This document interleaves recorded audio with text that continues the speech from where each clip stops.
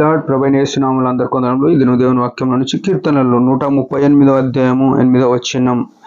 యెహోవా నా పక్షమున కార్యము సఫలము చేయును. యెహోవా నీ కృప నిరంతరముండును.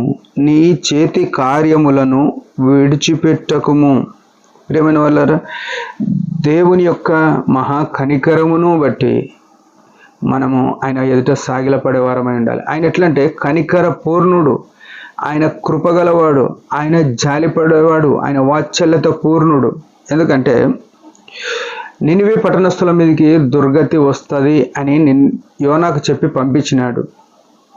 చూడండి, ఆయన ఒక మాట, ఒక వాగ్దానం ఇస్తే అది జరుగుతుంది. కానీ వారికి ఎందుకు ప్రకటించున్నాడంటే వారిని ప్రేమించినాడు కాబట్టి. ఈ ఉదయకాలమున దేవుని యొక్క వాక్కు మన దగ్గరికి ఎందుకు వస్తుందంటే ఆయన మనల్ని బాగ్యతమని ఉద్దేశమే. విని అంగీకరించిన వారికి ఆయన బాగ్యతమని. మనం శిలువ రక్తంతో కడగబడినప్పటికీ అనేక సార్లు ఆయన వాక్యం విని బాగుపడతలేం.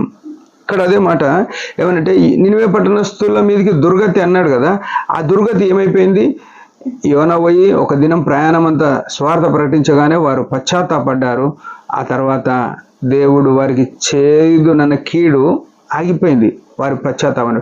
ఈ ఉదయకాలము మనము మన ప్రతి అవసరతను బట్టి ఆయన దగ్గరికి వెళ్తే మన మీదికి శాపమో కీడో సాతాను తీసుకొచ్చేది, లోకం తీసుకొచ్చేది, మన పాపములను బట్టి వచ్చే కీడంతా కూడా ఆయన యొద్దకు వెళ్తే, ఆయన పాదాల చెంతకు వెళ్తే అది మారిపోయి ఆశీర్వాదంగా అవుతుంది. ఇక్కడ అదే మాట, యెహోవా నా పక్షమున కార్యము సఫలం చేయును. ఈ ప్రపంచంలో నీ పక్షమున ఉండేటోళ్ళు నీ నుంచి లాభం ఆశిస్తారు. చూడండి ఎంత విచిత్రం. ఉదాహరణకు మనం ఒక లాయర్ను పెట్టుకున్నప్పుడు ఆ లాయర్ మన పక్షమున వాదిస్తాడు కోర్టులో, కానీ ఆయన మన నుంచి లాభం ఆశిస్తాడు, మన నుంచి డబ్బులు ఆశిస్తాడు. కానీ ఈ ప్రభువు ఎంత నమ్మకమైన ప్రభువునే, ఈయన ఏమంటారు, మన పక్షమున, నా పక్షమున కార్యం సఫలం చేస్తాడు. ఆయనను అంగీకరిస్తే, ఆయనతో ఉంటే ఆయన మన కొరకు పూటబడి మన కార్యమును సఫలం చేసేవాడు. ఎంత అద్భుతమైన న్యాయాధిపతినే. ఇంకో మాట ఏమంటున్నాడు, ఆయన కృప నిరంతరముండును అంటున్నాడు. ఈ కృప అనే మాట యేసు క్రీస్తు ప్రభువు కృపా సత్య సంపూర్ణుడు అని రాయబడ్డది. ఈయన నిరంతరం ఉండేటోడు. ఈయనకు సిలువలో ప్రాణం పెట్టినాడు, కానీ ఆయనకు చావు లేదు. ఆయన అంటాడు యోహాను సువార్త 10వ అధ్యాయంలో, నేను గొర్రెల కొరకు ప్రాణం పెడుతున్నా, నేను ప్రాణం పెట్టడానికి తీసుకోవడానికి నాకు అంటే మరణం మీద ఆయనకు అధికారం ఉంది. యేసు ప్రభుని అంగీకరించిన ప్రతి ఒక్కరు కూడా అదే స్థితిలోనికి రావాలని ప్రభు కోరుతున్నాడు. దాదాపు క్రైస్తవులందరూ కూడా చావుకు భయపడరు అనే విషయం మనం ఎరగవలసిన నిజమైన క్రైస్తవులు. అయితే ఇక్కడ ఆయన కృప నిరంతరం ఉండునంటే యేసు ప్రభు నిరంతరం ఉండేవాడు. నీ సమస్య ఏదైనా కానీ తీసేయడానికి ఏ మనుషుడు ఇలా మాట ఇచ్చి నీకు తీసేస్తా అని, నీకు సహాయపడతానని తప్పిపోవచ్చు, ఉండకపోయే ఆస్కారం ఉంది. ఇలా బతికున్నోడు మాట ఇచ్చి రేపు చనిపోవచ్చు, కానీ ఈయన ఏంటంటే నిరంతరం జీవిస్తాడు.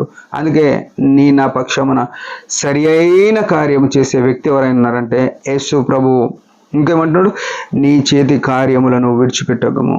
ఆయన చేతి కార్యములు ఏంటివి అంటే కీర్తనలు ఇక్కడనే 139వ అధ్యాయంలో అంటాడు ఏమంటే, ఆయన మనల్ని ఏం చేసిండంటే రూపు కలుగజేసినాడు. ఆయన మనల్ని సృజించినాడు తల్లి గర్భంలో. 13వ వచనంలో, నా అంతరేంద్రియములు కలుగజేసితివి, నా తల్లి గర్భంలో నన్ను నిర్మించిన వాడవు నువ్వే. అంటే నన్ను నువ్వు నిర్మించినావు కాబట్టి నన్ను మర్చిపోకు అని అంటున్నాడు.